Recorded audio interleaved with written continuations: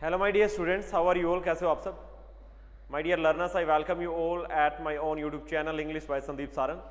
बहुत बहुत स्वागत करता हूँ आपका मेरे अपने YouTube channel English by Sandeep Saran पर। प्यारे बच्चों, आज मेरी जैसा कि एक आपके सामने नोटिस है, idioms and phrases class 12 12 number class. प्यारे बच्चों, आज हम ईडियम्स एंड फ्रेजेस की पढ़ने जा रहे हैं। इससे पहले 11th क्लासेस ईडियम्स और फ्रेजेस की हो चुकी है। आगे आने वाले जितने भी कॉम्पिटिटिव एग्जाम्स हैं काफ़ी इंपॉर्टेंट, जैसे मैं कहता हूँ एचएससी हरियाणा के अंदर सीईटी का एग्जाम्स होने जा रहा है जून और जुलाई के अंदर। सो आप मेरी ईडियम्स और फ्रेजेस की और वन वर्ड सब्स्टिट्यूशन की और ग्रामर वोकैबुलरी की जितनी भी प्लेलिस्ट हैं उन्हें जरूर चेक करें। और इंग्लिश में आपको बहुत अच्छा फ़ायदा उसके अंदर मिलेगा, बहुत फ़ायदा मिलेगा आपको इंग्लिश के पेपर में। जहाँ से 7 या 8 क्वेश्चन इंग्लिश के आने हैं, वहाँ से डायरेक्ट मेरी वीडियो से वो क्वेश्चन बनेंगे। सो आप मेरे चैनल को सब्सक्राइब कर लें, लाइक करें, और अगर वीडियो पसंद आए तो शेयर करें, कमेंट करें। ठीक है प्यारे बच्चों, चलिए मैं स्टार्ट करता हूँ मेरी आज की क्लास को। ईडियम्स एंड फ्रेजेस, मुहावरे और लोकोक्तियाँ।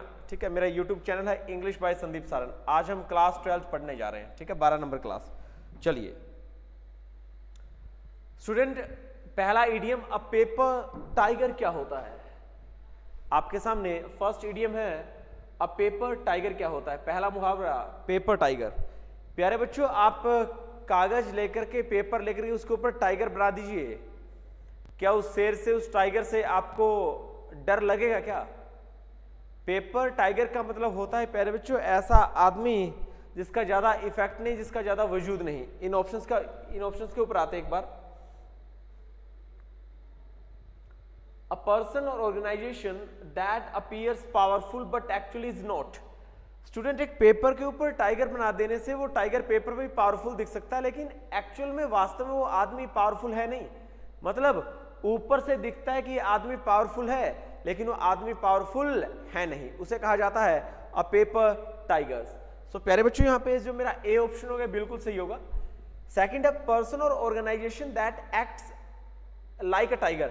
एक ऐसा व्यक्ति, एक ऐसी ऑर्गेनाइजेशन जो प्यारे बच्चों वास्तव में एक टाइगर की तरह एक्ट करती है। रॉन्ग ऑप्शन है ये, गलत होगा। People who campaign for the protection of tigers. ऐसे आदमी जो टाइगर्स की सुरक्षा के लिए अभियान चलाते हैं, उन्हें अ पेपर टाइगर कहा जाता है। रॉन्ग। अ डेयर डेविल्स होता है प्यारे बच्चों खतरों का खिलाड़ी, जिससे रिजल्ट्स की कोई परवाह नहीं होती। Who doesn't care for any consequences. अगर मैं डेयर डेविल की बात करूं तो इसका मतलब होता है हु डजंट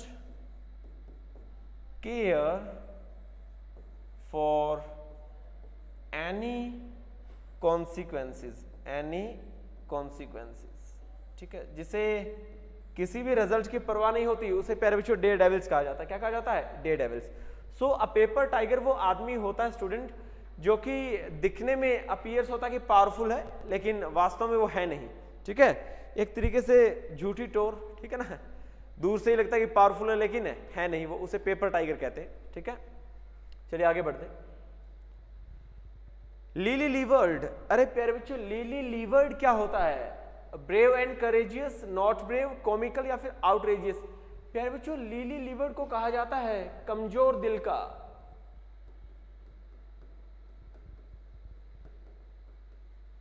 कमजोर दिल का बोले तो प्यारे बच्चों डरपोक। इसे क्या कहा जाता है? डरपोक कहा जाता है, इसे कायर कहा जाता है। ठीक है, ये आदमी बहादुर नहीं होता है। ठीक है, बात समझ रहे हो? सो लीली लीवर्ड जो लिखा गया है स्टूडेंट, इस इडियम का मतलब है ब्रेव एंड करेजियस। ठीक है, सॉरी, डरपोक और आपको हमें बताना है ना कमजोर दिल का। और कमजोर दिल का तो भाई ब्रेव एंड करेजियस, तो करेजियस तो साहसी होता है, ब्रेव बहादुर होता है, ये तो ऑप्शन आएगा नहीं। ठीक है, सेकंड है नॉट ब्रेव, ये बिल्कुल सही ऑप्शन है। लीली लीवर्ड होता है कमजोर दिल का बोले तो डरपोक, और डरपोक बोले तो प्यारे बच्चों नॉट ब्रेव। कॉमिकल, कॉमिकल होता है हास्यपूर्ण। ये क्या होता है? हास्यपूर्ण। इसे कहा जाता है ह्यूमरस, HUMOROUS। ठीक है, लेकिन मजाकिया भी नहीं होता लीली लीवर्ड, ये भी रॉन्ग हो गया। आउटरेजियस, प्यारे बच्चों आउटरेजियस का मतलब होता है अपमानजनक। इसका मतलब होता है अपमानजनक। इसे हम बोलते हैं abusive, ABUSIVE। So student, abusive होता है अपमानजनक, और इसे कहा जाता है आउटरेजियस। एंड कॉमिकल होता है हास्यपूर्ण बोले तो ह्यूमरस। एंड लीली लीवर्ड होता है स्टूडेंट नॉट ब्रेव, जो बहादुर ना हो। और ब्रेव एंड करेजियस, इस ऑप्शन का मतलब है बहादुर और साहसी। तो इसका जो मेरा आंसर आएगा प्यारे बच्चों क्या आएगा, बी आएगा, सेकंड पार्ट। बात समझ आ रही है, पक्की बात। चलिए आगे बढ़ते। थर्ड इडियम आपकी स्क्रीन पर ये रहा, फटाफट बनाइए, शाबाश।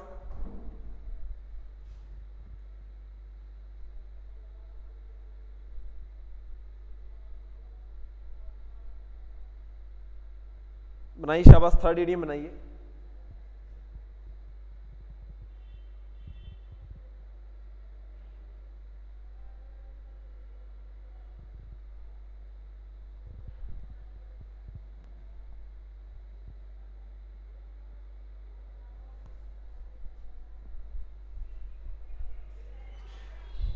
प्रदीप सर है क्या अभी?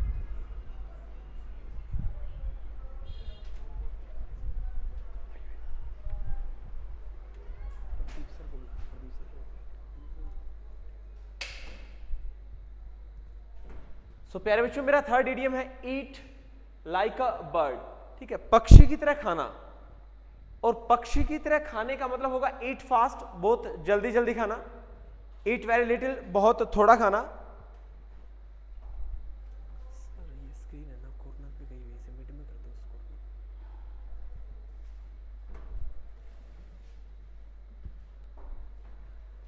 सो ईट लाइक अ बर्ड का मतलब होता है पक्षी की तरह खाना, और जो पक्षी की तरह खाएगा वो थोड़ा थोड़ा खाना खाएगा, ठीक है ना। तो इसका मतलब होता है ईट वेरी लिटिल, बहुत थोड़ा सा खाना खाना, उसे ईट लाइक अ बर्ड कहते हैं, ठीक है ना, बहुत ही कम खाना। ठीक है, ईट अ लॉट रॉन्ग हो गया, ईट वेरी फास्ट ये भी रॉन्ग हो गया। प्रिटेंडिंग टू बी ईटिंग का मतलब होता है खाने के लिए बहाना बनाना कि आपको खाना खाना है, कि खाऊंगा खाऊंगा लेकिन खा नहीं रहा, तो वो प्रिटेंडिंग टू बी ईटिंग भी इसका मतलब नहीं होना। ठीक है, ईट लाइक अ बर्ड होता है बहुत थोड़ा सा खाना खाना, eat very little. So B is the right option. ठीक है, चलिए नेक्स्ट इडियम पे आते हैं। द डॉग डेज, कुत्तों के दिन। प्यारे बच्चों कुत्तों के दिन क्या होते हैं बताइए। The dog days, days celebrating dogs, वो दिन जब जो डॉग्स है वो सेलिब्रेट करते हैं। या फिर द बीटर डेज, बड़े मुश्किल भरे दिन। और द हॉटेस्ट डेज का मतलब बहुत गर्म दिन। द कोल्डेस्ट डेज का मतलब बहुत ठंडे दिन। प्यारे बच्चों द डॉग डेज को कहा जाता है, ये जो जून जुलाई का महीना होता है ना, मई जून जुलाई, जब बहुत जबरदस्त गर्मी पड़ती है और उस टाइम कुत्ते भी बहुत ज्यादा रेस्ट करते हैं। दोपहर में आपको इस धूप के अंदर, इस गर्मी के अंदर कुत्ते भी नहीं मिलेंगे, ठीक है ना, गलियों में। तो ये जो डॉग डेज होते हैं इन दिनों में कुत्ते भी रेस्ट किया करते हैं, कहीं भी कोई ठंडी जगह मिली वहां पे आराम करेंगे, रेस्ट करेंगे। तो ये कुत्तों के दिन होते कौन से दिन, द हॉटेस्ट डेज। तो प्यारे बच्चों ध्यान देना, अगर पेपर में मुहावरा आता है द डॉग डेज तो इसका मतलब होता है सबसे गर्म दिन साल के, ठीक है, द हॉटेस्ट डेज। आगे बढ़े, सो सी इज द राइट ऑप्शन।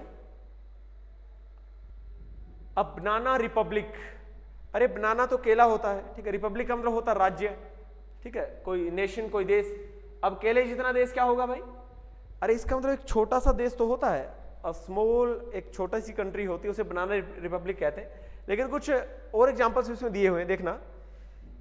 एक डी है, a country without any government, एक ऐसा देश जिसके पास कोई सरकार नहीं होती, रॉन्ग ऑप्शन, इसे बनाना रिपब्लिक नहीं कहते। A country which has been occupied a big country, एक ऐसा देश जिसे किसी बड़े देश ने इसके ऊपर कब्जा कर रखा हो। मैं कह दूं a country which has been occupied a big country, एक ऐसे देश को बनाना रिपब्लिक कहते हैं जो देश किसी बड़े देश के द्वारा जिसके ऊपर कब्जा किया जा चुका हो, ऐसा भी नहीं होता। अ स्मॉल और poor country with a weak government, और पहला ऑप्शन बिल्कुल सही है स्टूडेंट, एक छोटा और गरीब देश जिसके पास बहुत कमजोर सरकार है। और प्यारे बच्चों ये जो बनाना रिपब्लिक होता है ये ऐसे देश को भी कहा जाता है जिसकी सरकार बहुत करप्ट, बहुत भ्रष्ट होती है और पुअर भी होती है, ठीक है ना। ऐसा देश जिसके पास पैसा भी नहीं, और ऐसा देश जो छोटा भी है, और ऐसा देश जो बहुत ज्यादा करप्ट है, उसे बनाना रिपब्लिक कहते हैं। So A is the right option. A small और poor country with a weak government, एक छोटा और गरीब देश जिसके पास बहुत कमजोर सरकार है, उसे बनाना रिपब्लिक कहा जाता है। पेपर में आया हुआ सवाल है, काफी इंपॉर्टेंट क्वेश्चन है। अब बनाना रिपब्लिक, राइट ऑप्शन क्या होगा, ए। चलिए आगे बढ़े।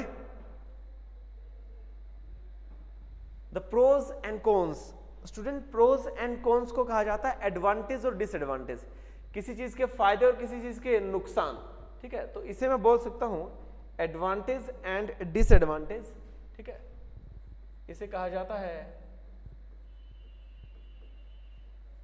Advantage and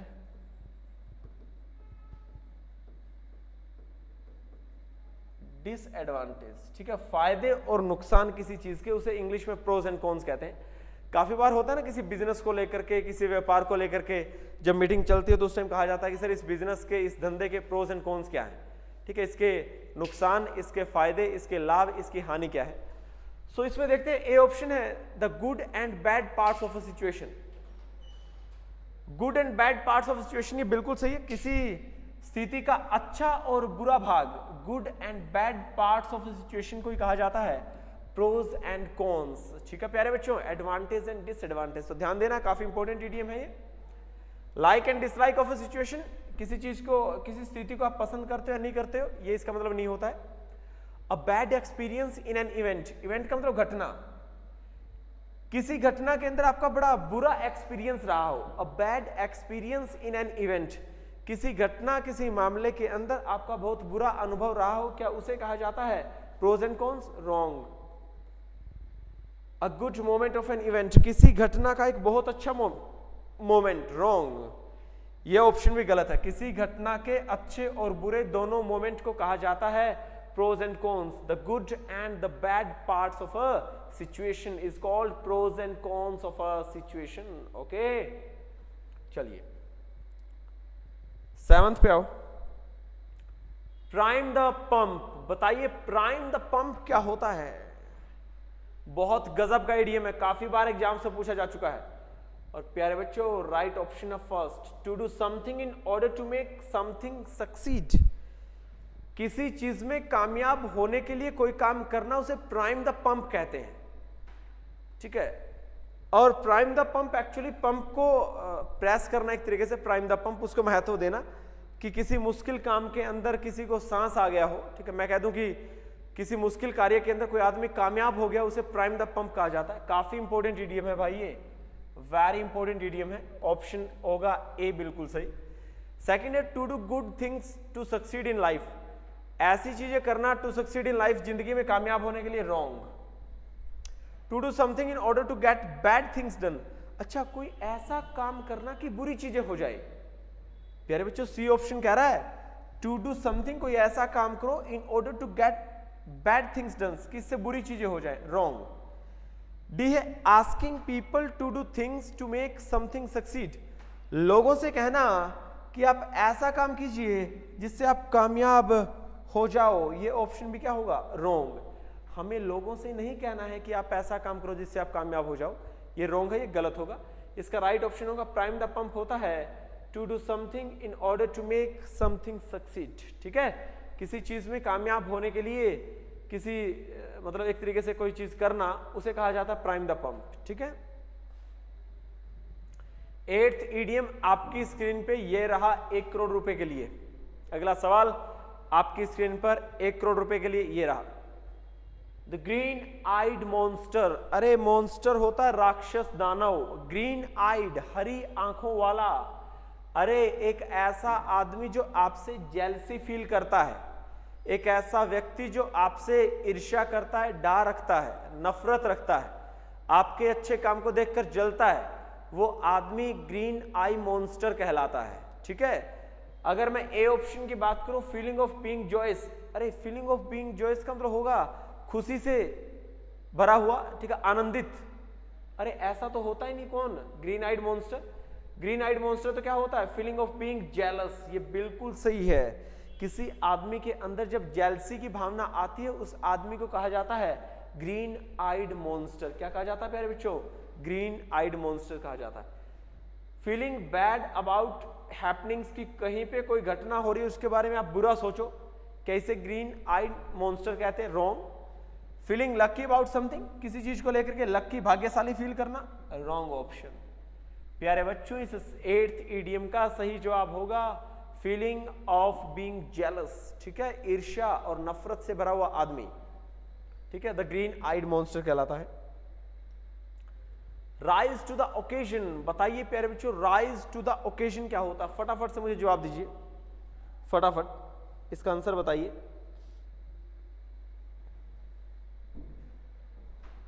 rise to the occasion बहुत गजब का इडियम है। To celebrate a success in a difficult situation, किसी मुश्किल समस्या के अंदर, किसी मुश्किल स्थिति के अंदर सफलता को सेलिब्रेट करना, सफलता को मनाना, wrong. Student rise to the occasion होता है, actually C is the right option. इसका मतलब होता है टू सक्सीड, कामयाब होना, सफल होना, इन dealing with a difficult situation, किसी मुश्किल स्थिति से जब आप सामना कर रहे हो और उस स्थिति में आप कामयाब हो जाओ, उसे राइज टू द ओकेजन कहते हैं। ठीक है, कि मौके पे आप काम कर रहे थे और मौके पे वो काम बिल्कुल सही चला गया, उसे राइज टू द ओकेजन कहा जाता है। जब आप मुश्किल परिस्थिति में फंसे थे और आप किसी मुश्किल परिस्थिति को डील कर रहे थे और उसके अंदर आखिरकार आप कामयाब हो जाते हो, तो उसे कहा जाता है राइज टू द ओकेजन। क्या कहा जाता है? Rise to the occasion.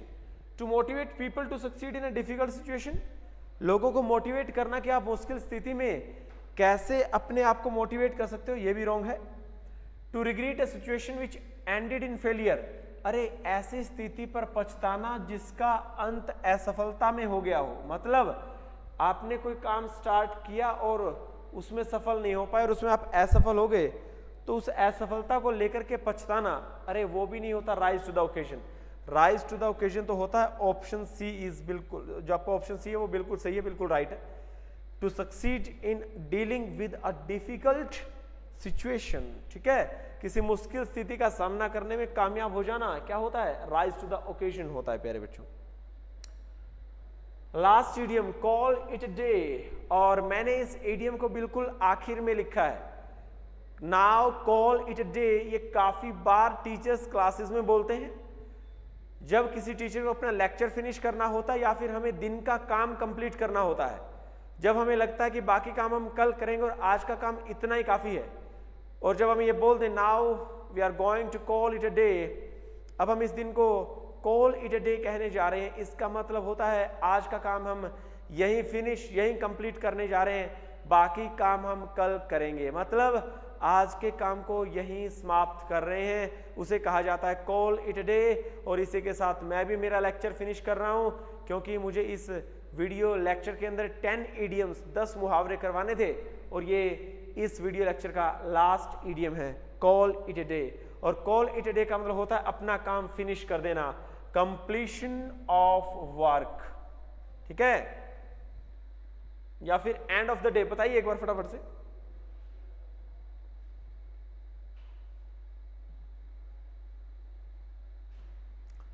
Completion of a work होगा, या फिर ये ऑप्शन भी है स्टॉप डूइंग समथिंग। स्टूडेंट कोई काम करना जो आप कर रहे हो, स्टॉप डूइंग समथिंग, इसका मतलब होता है किसी काम को करना बंद कर देना, और ये बिल्कुल राइट ऑप्शन है कॉल इट अ डे।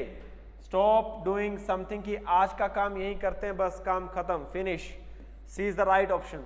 सो प्यारे बच्चों, एंड ऑफ द डे दिन का अंत नहीं होता, कंप्लीशन ऑफ वर्क नहीं होता, ठीक है, अ ब्यूटीफुल डे भी नहीं होता। C is the right option, stop doing something, कोई काम करना बंद कर देना, उसे कहते हैं कॉल इट अ डे। और आज का काम हम यही करना बंद करते हैं। इडियम्स और फ्रेजेस की ये 12th क्लास थी, अच्छे से पढ़ना प्यारे बच्चों। अगर आपके फायदे की, आपके लिए प्रोडक्टिव है, इफेक्टिव है, तो जरूर लाइक शेयर करना, कमेंट करना, ठीक है प्यारे बच्चों। इसी के साथ मैं इस क्लास को यहीं फिनिश कर रहा हूँ। Thank you for watching this video. इस वीडियो को देखने के लिए आपका बहुत बहुत धन्यवाद। Thank you so much. जय हिंद, जय भारत।